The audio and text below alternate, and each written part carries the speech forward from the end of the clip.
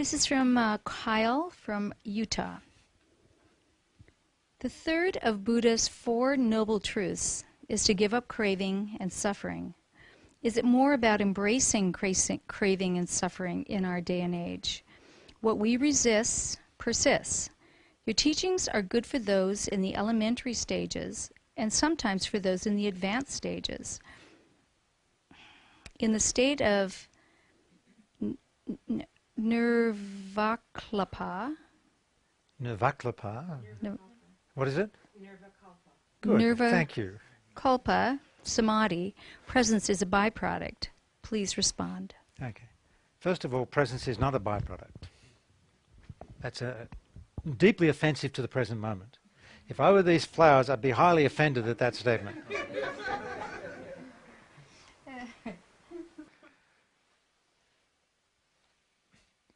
But I did look it up. I Googled that. How do you say it? Nirvakalpa samadhi, all-time samadhi. Yes.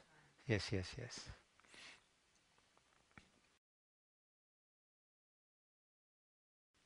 I'd like to know how many people on the planet are in that state of what is it? It doesn't matter. It doesn't matter. And if they're in that state and they never return from that state, they never come out of that state, how are they going to tell anyone about it? The truth is that being present is like a vertical axis. And you can be somewhat superficially present, but at least you're not lost in the mind. You're functioning in the world, time is available to you, you still have your memories and your imaginings, you can plan the future, you can live your life, but you're not lost in that world. That would be one level of awakening, and a beautiful level of awakening. Just to get to that transforms everything in your life and everything in our world. Then you can become more and more deeply or profoundly present. And there are processes that can open up as that occurs for you. You can go through all sorts of peak experiences as you deepen into presence. But you can cross a point on this vertical axis of presence where time disappears.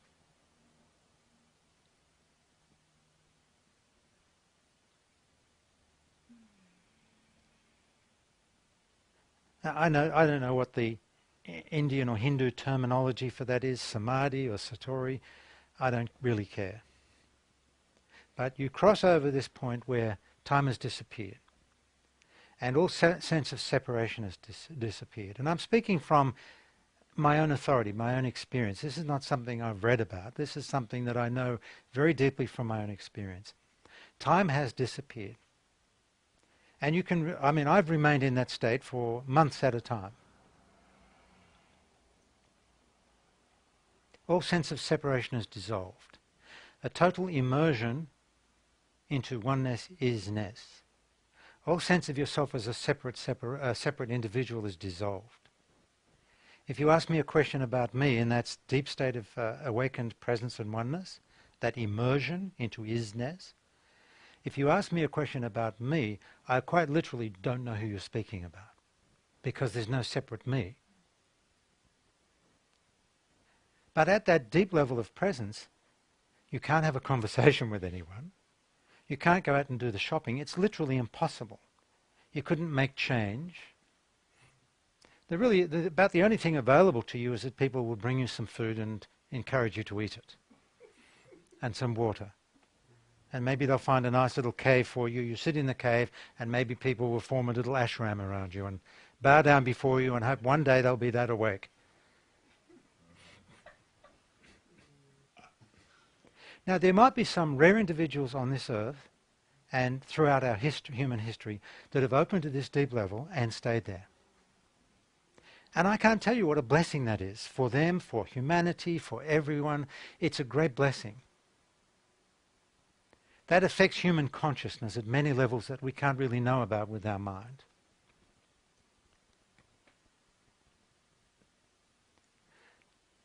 But for me there's an even greater level. And that is to master the art of moving between the deepest level of whatever that is. Could you say it again?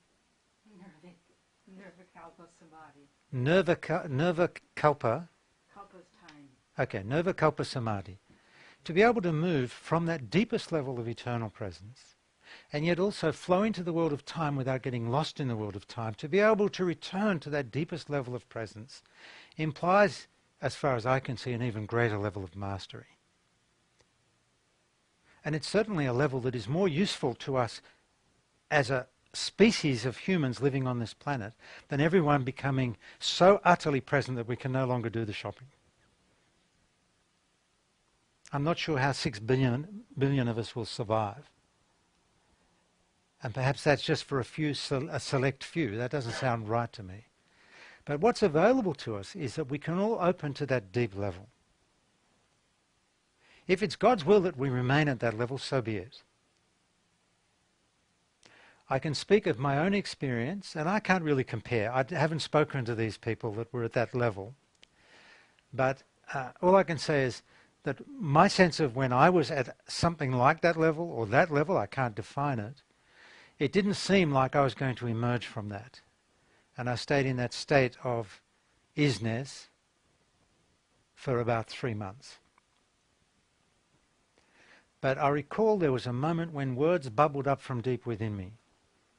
And the words were, "No one will come." I was in Australia at that time in about 1983 or something. And it was true, no one would come. Nobody had a clue what was going on for me. I was just lucky they didn't throw me into a mental institution. But those words bubbled up. And then that, I don't know how or why, I can't explain it, but then the process began, it just started happening within me where I had to make a conscious effort at some level within me to come down from the mountain.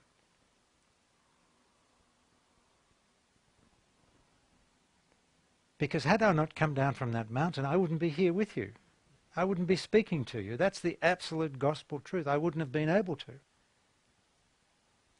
Unless somebody organized it for me and no one looked like they were going to.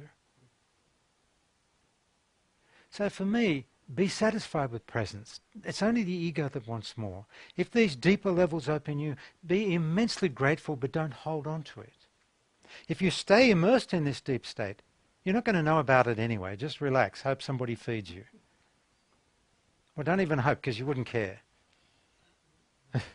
If you hope, you're not really in that deep state. So let's not get hung up on all these things. The ego reads about these things, and it desires it. That's the ultimate achievement, the ultimate accomplishment. That level of timeless samadhi.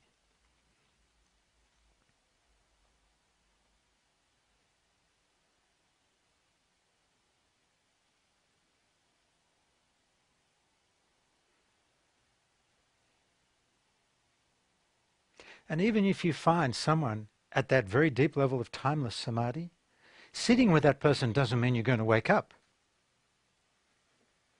Because we're all too lost. It might feel good, you'll feel good for a while, but the moment you move away from that, you're back into your natural, unconscious, neurotic, dysfunctional state. Lost in the mind. We humans are too lost. We need guidance, we need very clear guidance of the way.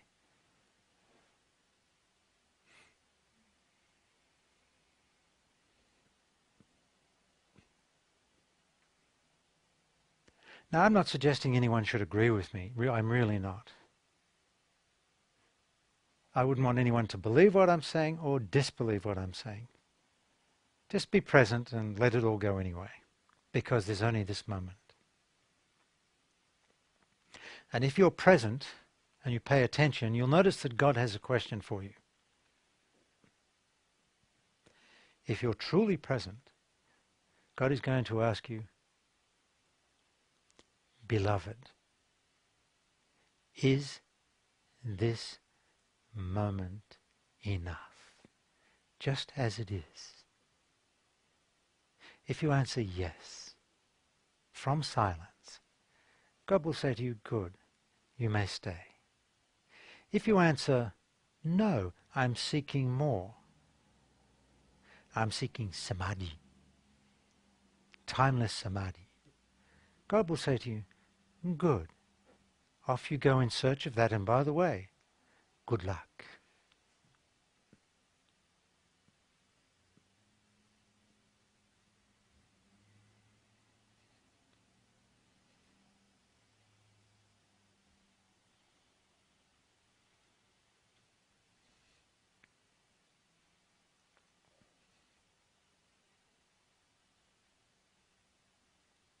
Most people on a spiritual path are lost in a spiritual story. It's just one aspect of their story. The pursuit of enlightenment is just an aspect of someone's story. Hands up those who are on a spiritual path. Hands up. Come on, dare to put your hand up. That's just part of your story. And it will keep you out of presence.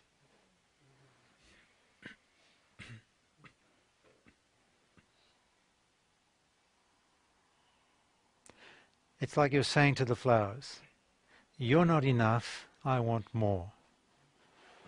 And I want it for me. I want samadhi for me. I want enlightenment for me. I want bliss and ecstasy for me. That's the ego still involved. That's the ego saying, me, me, me, what about me? It's just another form of ego involvement. And once the ego gets entrenched on this path in this way, very hard to wake up out of that.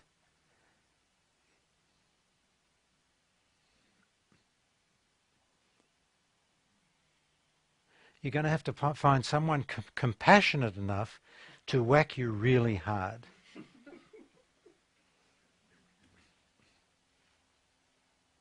Okay, so thank you for your question.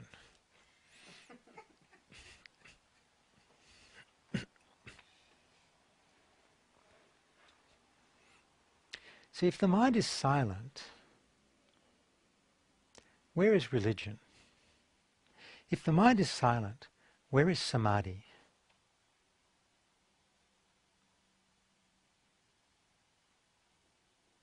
Where is Krishna? Where is Buddha? Where is Jesus? Now, the truth is, they're already here. They're here in the moment. And if you're present enough, it might even all be revealed to you. That's the mystery that opens up beyond anything we can comprehend. Revelation after revelation, penetration through layers and levels of the mystery, dimension after dimension, all of that's possible.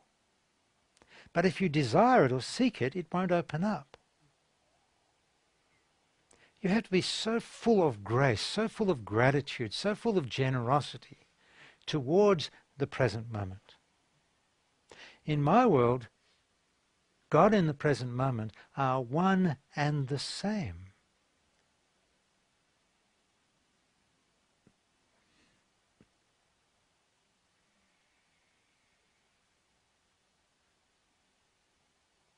And if you're deeply present enough, that will be revealed. God and the present moment are one and the same. God is this moment revealing God's self. These flowers are actually God in the form of a flower. Everything is God. Nothing is God. The only thing that is not God is the world of the human thinking mind, the human understanding mind.